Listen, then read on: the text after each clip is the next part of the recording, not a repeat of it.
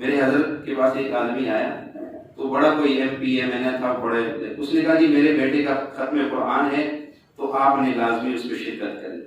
اچھا وہ میرے حضرت چلے گئے وہاں پہ، تو وہاں دیکھو بڑے بڑے لوگ آئے ہوئے اور جناب بکرے کا گوشت اور پتہ نہیں کیا کچھ۔ تو حضرت نے اس سے پوچھا کہ آپ کے بچے کو جس نے قرآن پڑھایا ہے اس کی بھی کوئی خدمت کی ہے آپ نے؟ بکرے شکرے تو آپ ان کو کھلا رہے ہو جنہوں نے آپ کے بچے کو الف تک بھی نہیں سکھایا۔ تو جس نے الف سے لے کے والناس تک آپ کے بچے کو پڑھایا ہے اس کی بھی کوئی خدمت؟ کہاں جی ہاں اس کو 3-4 ہزار دے دوں، یہ تو کوئی بات نہ ہوئی۔ لاکھوں روپے تو ان پہ لگا رہا ہے، لاکھوں روپے ان پہ لگا رہا ہے جس نے تیرے بچے کو الف تک نہیں پڑھایا، اور جس نے الف سے والناس تک پڑھایا اس کو 4,000 روپے۔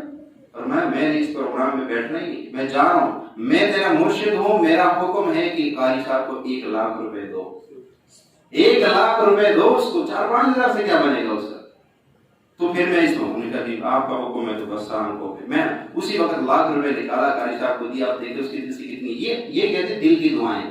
میرے حضرت فرماتے تھے دعائیں کروایا نہ کرو، دعائیں لیا کرو۔ یہ ہوتی ہے دل کی دعائیں کہ اس بیچارے نے 2-2.5 سال آپ کے بچے سے محنت کی اور آپ اس کو 2,000 روپے دے کے رکھ سکتا ہے۔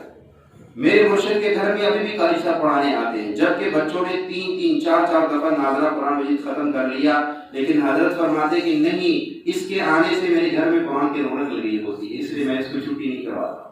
ہمارا بچہ تو نورانی قاعدہ پڑھ لے، ہم نے جاؤ چھٹی کرو بھائی، ہم 2,000 نہیں دے سکتے۔ اور ابتری کے نام سے آپ سنتے ہو کتنا بڑا ادارہ ہے، پڑھائی جب بڑھتی ہے وہ گھر میں پڑھانے والا، ٹیوشن قاری صاحب پڑھانے والا جو آدھا گھنٹہ پڑھا کے جاتا ہے اس کی تنخواہ بھی اس کے مطابق بڑھائی جاتی ہے، اس کی تنخواہ بھی اس کے مطابق بڑھائی جاتی ہے۔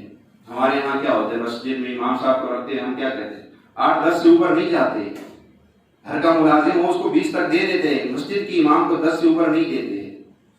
اس کی نسبت کس کے ساتھ ہے اور گھر کے ملازم کی نسبت کس کے ساتھ ہے یہ دیکھنا چاہیے۔ تو بھائی جس نے قرآن کو عزت دی ہے معاشرے میں اللہ نے اس کو عزت دی، دنیا میں بھی اس کو عزت ملے گی، آخرت میں بھی اس کو عزت ملے گی، آخرت میں بھی اس کو عزت ملے گی۔